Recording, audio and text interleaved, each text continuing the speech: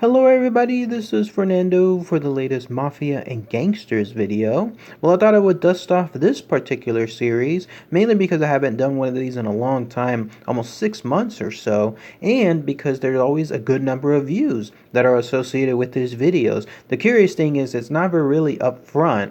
In fact, it's usually quiet, like it's almost crickets when it comes to the views at the beginning, but through the passage of time, there will be just some point where all of a sudden the views just take off. I'm still mystified as to why that occurs and why that's happened with a good number of my Mafia and Gangsters video, but it does seem like, again, people are watching these. And so in this case, I decided to pick just another random mafioso guy, someone that was found within one of the Wikia websites. Have no idea who this guy was, but when I read this information, it's just another perfect example of the almost rags to riches to back down to the bottom type level that these mafia guys go to. And in this case, everything that he did in his life ultimately led to his death. And there's still a lot of mystery surrounding it, except for the fact that a lot of people think that, yes, there truly was an inside hit associated with this. But it has to do with this. You're looking at the guy now. His name is Charles Binaggio,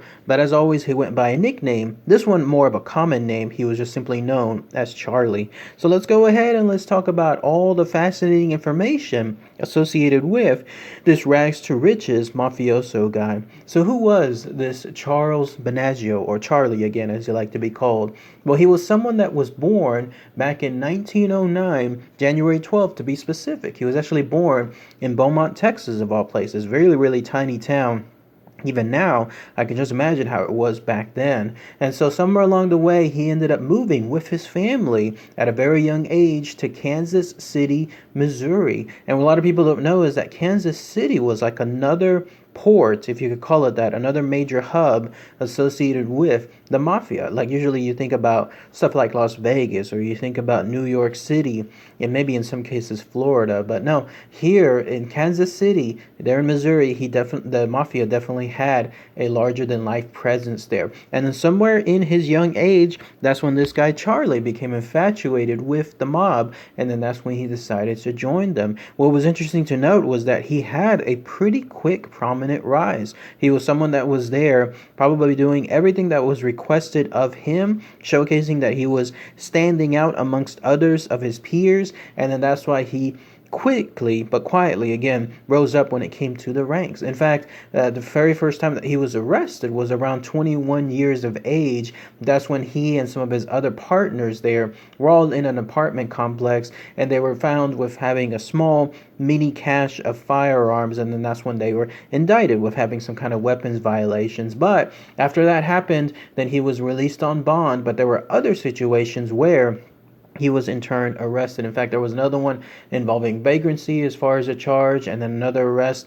I think there was one involving liquor and gambling as well. He was doing all of these things as part of an order from a Kansas City boss by the name of John Lazia. He was the one that was running that particular faction. And there was apparently a war that was going on, if you could call it that, like a little mini war between that family and then also a family located in Pueblo, Colorado. So who knew? But there was also the mafia there in Pueblo, Colorado. And so because he was doing so well within his Kansas City family, earning them good money again from his liquor and from his gambling activities, that's when he was again prominently just rose within some of the ranks. He was arrested yet again in another charge, but kind of let off on a smaller vagrancy charge. This actually involved a shootout and a shooting where there was a killing associated with some of the police. I think there was one police officer that was actually killed within that part. But so when that happened, he was found not guilty, or not necessarily not guilty, but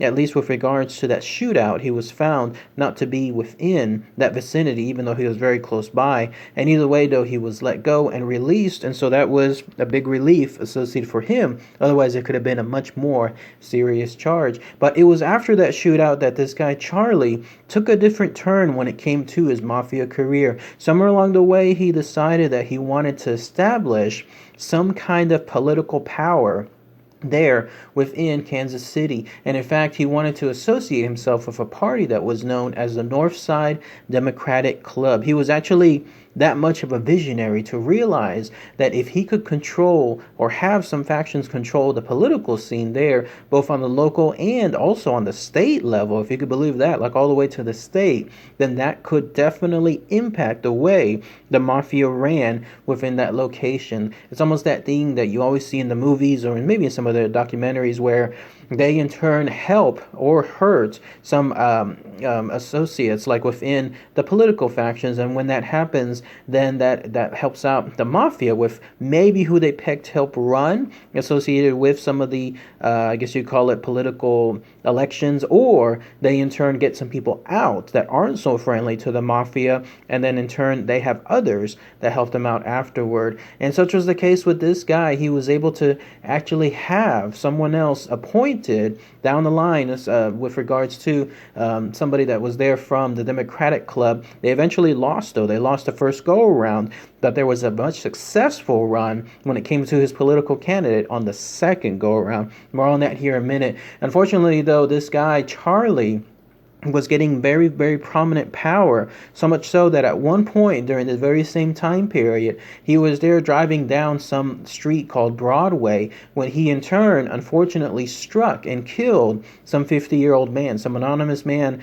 that was just crossing the street. To show the kind of power that Charlie had at that point, whenever there was a coroner's jury brought on board to both identify who the person was that was killed and who the likely person was that caused that death, they absolutely refused to indict Charlie. Again, it goes to show that power, the power that he had, the way that nobody was going to want to have any implication done because of the dangerousness that this guy Charlie had. Even though he necessarily wasn't someone that was like some of my other Mafia and Gangsters characters, the ones that I talked about in some other past videos that enjoyed killing people and went on killing sprees all the time, this guy Charlie wasn't like that. Still, though, people knew that he had some kind of power, especially when it came to enforcing some kind of intimidating factors or other things as well, maybe even up to killings. And so they didn't want to mess with him, and so he was actually not indicted in any manner whatsoever, even though he was pretty much the only one that would have caused the death of that 50-year-old man. He in turn was just left as is. Amazing stuff when you read about this again, as far as the influence that the mafia has. But back to again what I was mentioning a minute ago about the second successful run. Sure enough, whenever he had at this point his own political club, so instead of doing that Northside Democratic Club, this guy Charlie actually formed his own one that he called the First Ward Democratic Club. He nominated someone who in turn ended up winning that location. And in fact, it was a guy by the name of Forrest Smith. He ended up winning that election, and the whole idea was this: once he won the election, then this guy Forrest Smith, because he won it thanks to the influence of the mafia and thanks to the backing of the mafia, he in turn would return favors. Like he would have his own, like let's say whenever there's major police roles that needed to be filled, like new positions that needed to be filled within the police or other political factions, this guy Forrest Smith would fill them with very mafia-friendly people. So that way they could in turn have the idea being that Missouri would be open to gambling and it would be controlled by the mob. Again, that's how forward-thinking this guy Charlie was with his plans. Like he wanted to have somebody under his control there within a major role, in this case Forrest Smith, who ended up becoming actually the governor associated with Missouri. He would have him under the control of the mafia, and then the mafia would in turn have so much more power there within Missouri. But as it turns out, even with this backing, which is estimated to be about $200,000 to $2 million, that helped in turn get this guy Forrest Smith elected, even with all of that, there was a double cross, if you call it that. This guy Forrest Smith actually ended up putting his own appointments. So whenever there was like a prominent position within the police board, he refused to go under and pick any of the suggestions that Charlie had. None of his candidates were put on board,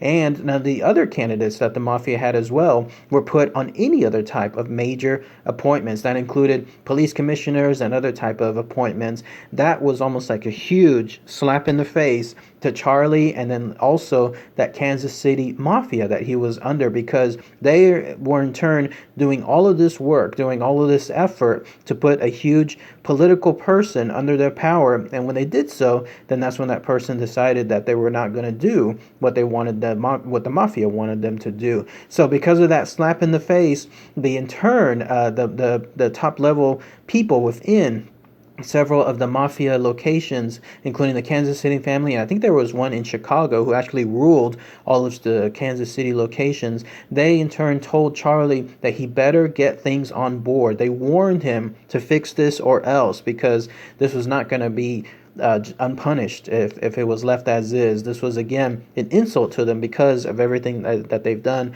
as far as getting their own appointment on the governor board and other type of assistance as well. So he tried to fix it. He tried to bribe people. He tried to threaten others as well, but it was no chance. Even with the power that he had, people there in Kansas City and other parts of Missouri just wanted to do the right thing. They wanted to ensure that the Mafia would not have more control there. And so it ultimately turned and just pretty much collapsed on its own. In fact, I think I was reading that the Mafia in turn had to get out of several locations because of the threats, the police force threats, and then other type of threats that were coming to them when it came to their power there, and when it came to whatever kind of actions they were doing there as well. So this was the last cause. Like, this was the final thing associated with this Charlie, and then also what kind of power he had, because by that point, anything involving the top mafioso levels there in Chicago and then also there in Kansas City, they decided to take him out. They did not like that all this activity turned against them, and it was all because of Charlie's fault. They blamed him for it, and there was going to be something done about it. And so on one fateful night there on April 5th, 1950, there he was, Charlie Binaggio. He was there with his underboss, a guy by the name of Charles Mad Dog Gargoda. They went to a location, like they were summoned to that club that he had, that First Ward Democrats Club. And when they went there, they were dropped off by a driver/bodyguard, and they told him that they would return in a few minutes. Of course, that never happened, because as it turns out afterward, there were some gunshots heard within that Democratic club. And when it was investigated the next morning, they was found actually by a cab driver. Like, they saw a door that was ajar and things that looked out of the ordinary. The police came to investigate, and that's when they found a horrifying sight. There they saw Charlie seated at a desk, and he was pretty much shot blank four times in the head. And then his his enforcer, this guy Mad Dog Gargoda, was also lying somewhere close to the front door, also shot 4 times in the head. Both of them essentially executed right then and there that night. And so the police, they theorized that this guy, that the enforcer, Charles Mad Dog Gargoda, tried to escape but never could. And then somehow Charlie just probably took his punishment right there while he was seated at the desk. He pretty much, I imagine he knew at that point that the jig was up. Like, anything involving everything that he had worked on, it all just collapsed. And when that happened, there was pretty much nothing else he could turn to. Like, the Mafia was there unhappy with his actions, and they were going to form his punishment right then and there. And so he pretty much took it. And so when that occurred, he was considered pretty much murdered, but nobody ever came forward, and there seemed to be no real investigation associated with it, even though I imagine there would have been likely candidates. And the whole notion is that, again, this was an insider job. It was a hit associated with against Charlie to make sure that he was again punished for his actions, and this was a hit by his own family members there in the Mafia. Nobody else was really found out or indicted or sent to jail or arrested or anything like that. It was just pretty much left as is. And then his funeral, even though it was at that point like his life was over, his funeral still had a pretty large funeral procession. There were about 10 people there that came by.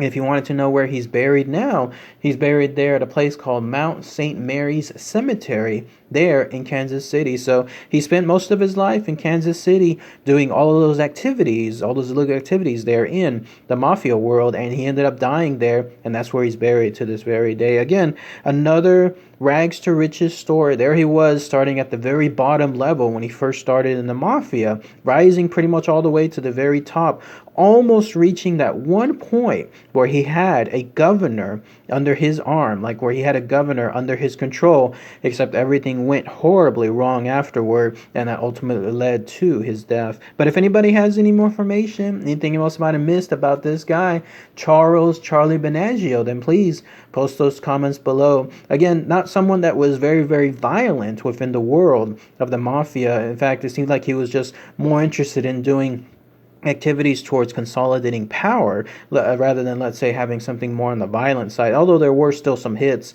when he was on board there too. But he in turn ended up having a lot of potential power, but it ended up turning on him. But if anybody has more info on that, then please let us know. All right, everybody, thanks again as always. Take care. Bye.